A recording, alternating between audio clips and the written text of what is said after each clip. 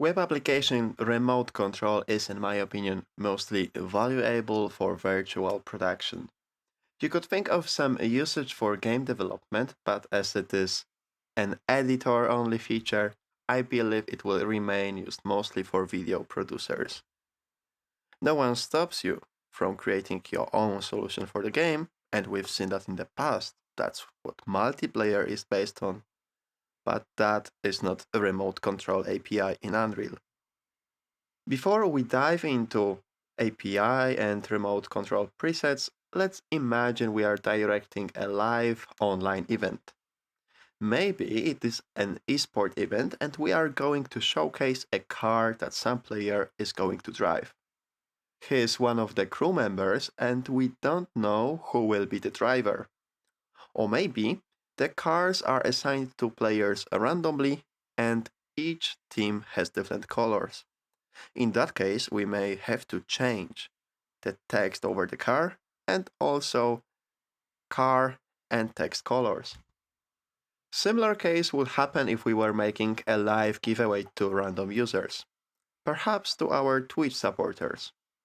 A winner would be picked randomly and we would have to modify the text on the go.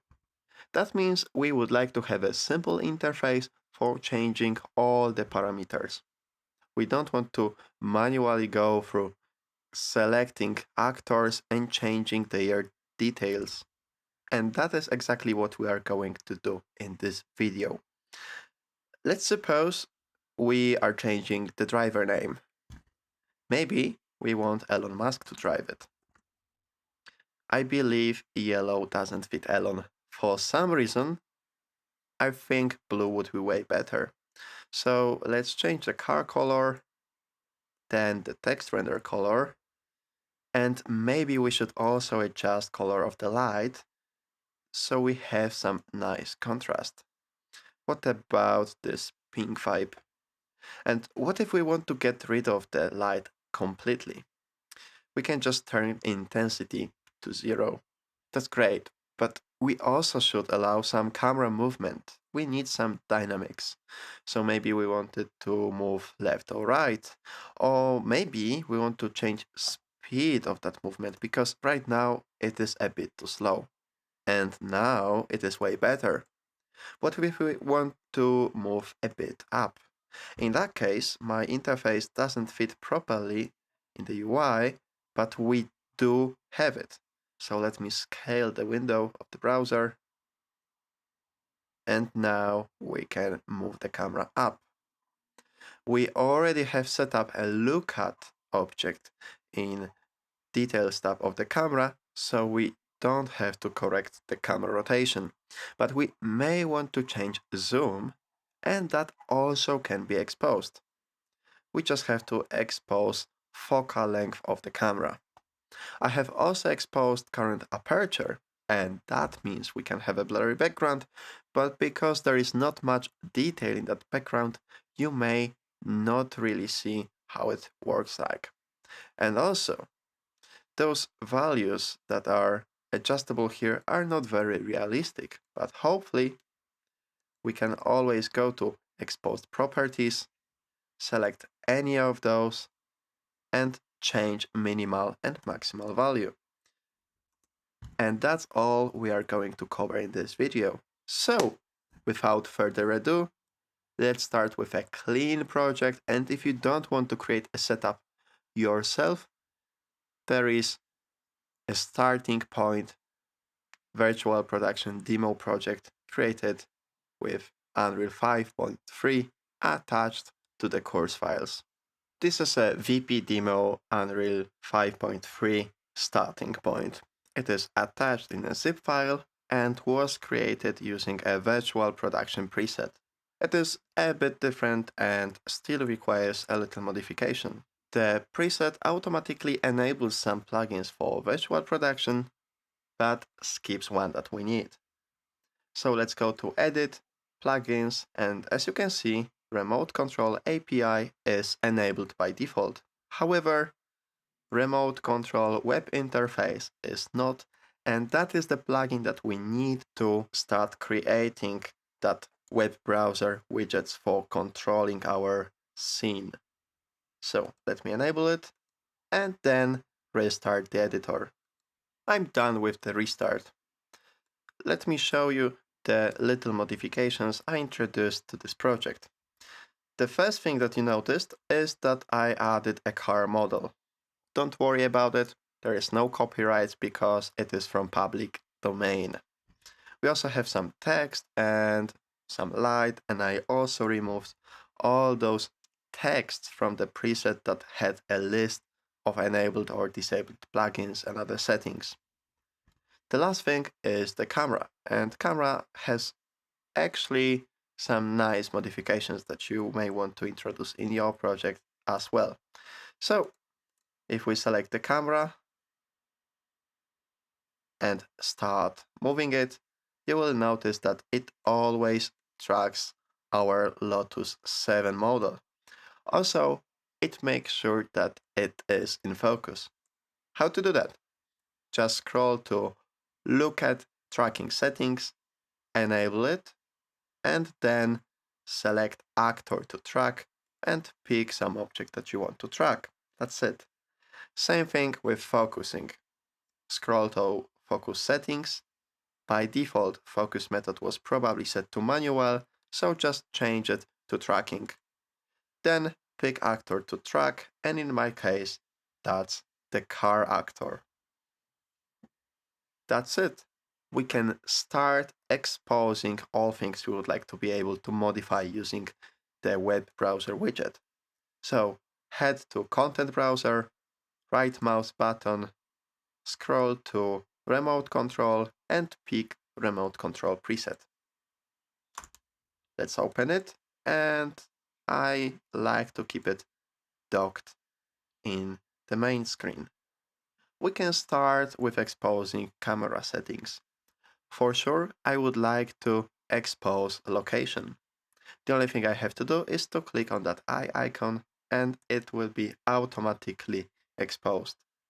If you want to let your user tweak maybe only the vertical axis, you have to use those three dots and expose the axis. And as you can see, you can have two separate controls for the data that is actually belonging to the same property, and that is fine. And you can even start tweaking it right here in the remote control preset. So it's probably already more convenient than clicking through all those actors and opening detail tabs. If you don't need web application, but you want to have 5 actors with some basic properties to be controlled with, you can just find them, expose them here. Okay, I don't want that z-axis, so I will right mouse button on it and delete. I will leave the location. Let's also expose focal. Let me search for it. I have a wrong component selected. Now it will work.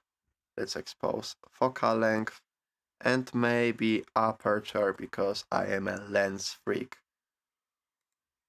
Okay, we already have 3 properties exposed, and I think in future there will be more of them. It's hard to keep that clean and neat if it's all in the same group. So let me add a new one and call it camera. Now we have to go to the all group and just drag and drop one property by one. If you're unsure where some property is, you can always get back to the all category and search for it. That's it. You can also enable filtering and filter even by a data type, maybe by an array, but remember that if you can't see anything in your groups, then you just probably have forgotten that you clicked on one of those filters, and you can always go back there and press reset filters. That's it. Let me create a new group for the light, the pink light that lights our car. So new group, lights, because maybe there will be multiple of them in future. Let's pick the light. It's the spotlight. And now let's expose location. And as you can see, it is automatically added to the group that was active, so we don't have to do that all drag and dropping. Let's also expose intensity and the light color. The last thing is branding. We want to have specific driver text and car color for the driver. So let's call the group team branding. And now the first thing to adjust would be text. So let's expose that text value and also the color. And the last thing is car. I would like to adjust material color, car paint to be specific. And when that actor is selected, I don't see any eye icon nor three dots. We have an information that we have to override the material in order to expose this property to remote control, but that information may be ambiguous to you. If you start thinking about how we use materials, you will remember that a material may have some property exposed, like this parameter called base color, but you should override it using a material instance, and that is what we're going to do. Just go back to content browser. You can use that browse to asset icon, right mouse button on that glass paint or gloss paint, create material instance, and we are going to assign the instance instead of the material master. Now we still don't get any override button. Oh, maybe we do. Can expose the property, and we can go here to remote control, but that means that I can change material completely. And that's not what I wanted to do. I wanted to change the color. So let me remove it from here, delete, and instead I can open this material instance in editor, go to global vector parameter values and expose that base color property. Once we have it done, we have it in our remote control preset. And before doing anything else, let me go to File and Save All, because now, after modifying all those assets and modifying the remote control preset, I am really scared of having any troubles or crashes. So that cuts me covered. I would say we are almost done. We can start creating the web interface. And the only thing we have to do is to click on that WebApp button in the remote control preset editor. It opens a website. This website can be opened with any browser and leads to your local host and then some port. If this port is taken for any reason, because maybe one of your tools uses it, you can always change it. Just go to Edit, Project Settings, search for Remote Control, and in those settings you can change the port. And as you can see, there is also a web server, so if you have any issues with that, you can start playing with the settings. And now let's get back to the browser. We have only few choices, and the first one seems obvious. Build your own UI. So let's click here, and the tab is empty.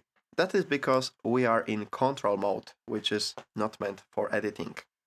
After clicking on that button, we are in design mode. We have to pick the preset. We only have one, and then we can start creating the widgets.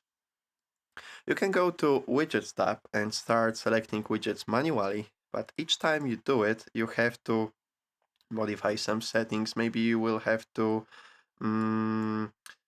set the property that is used by the slider. You have to pick, for instance, intensity, and doing that for 10 or 20 parameters would be too annoying. So let me select it, press delete on the keyboard, get rid of those, and do it all in a nicer way. Just go to properties and drag and drop properties you'd like. And guess what? You don't even have to drag them one by one. Instead, you can just drag a whole category. So let me drag all of them. And we are almost done. I would like to reorganize all of it and maybe also change the display of some properties. For instance, current aperture doesn't have to be a slider. Maybe I want to have a dial. Same with current focal length. And those two could even have some more settings. Because aperture shouldn't be a negative number. It also shouldn't be a 0 or too low. So let me set minimum as 1.2 and maximum let it be 32. Similarly with focal length, let's set minimum to 8 and max to 300. We can also start playing with relative location of things, and this one is going to be maybe a joystick.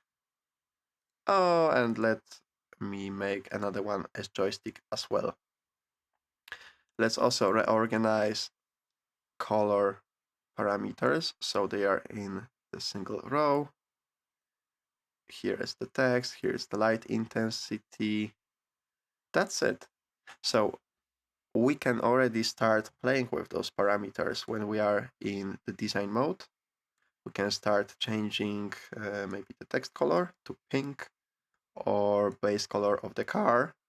But if you are done, just disable design and that's it. Let's change light intensity, maybe light color, and let's set intensity to a higher number. And as you can see, having 20 as a maximum isn't working well. So let me go back to the design tab. Let's find intensity and maximum should be 400. Now I can go back to control mode, find that intensity, and now we have a nice blue light. I would say that we are done, but I would like to also tell you that you can always set the default widget type in Unreal. So next time when you create your UI, you will have it, you will have the property being, for instance, a dial.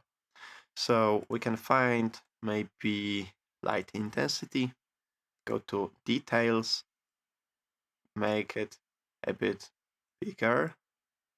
Let me select intensity once again, and we can change the range or change the dial. Now it is a dial. I can even add some description like the card corner. And when I get back to my UI, it will be already modified. And I no longer have an issue of not knowing what that intensity is for. Because for instance, here we have two relative location properties and I have no idea which one is which.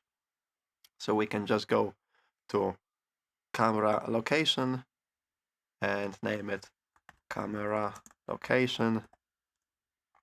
And when we are back to our web UI, it is already renamed. I hope you will find this video useful if you are making mostly games and not virtual production related things. And I think that remote control chapter in the course is still for you because you can call Python functions remotely or even blueprints. It's just that we don't really do it using remote control presets. I mean, you could, but from my experience, using remote control preset in that case usually isn't necessary at all and doesn't make your work easier. Thank you and see you in the next video.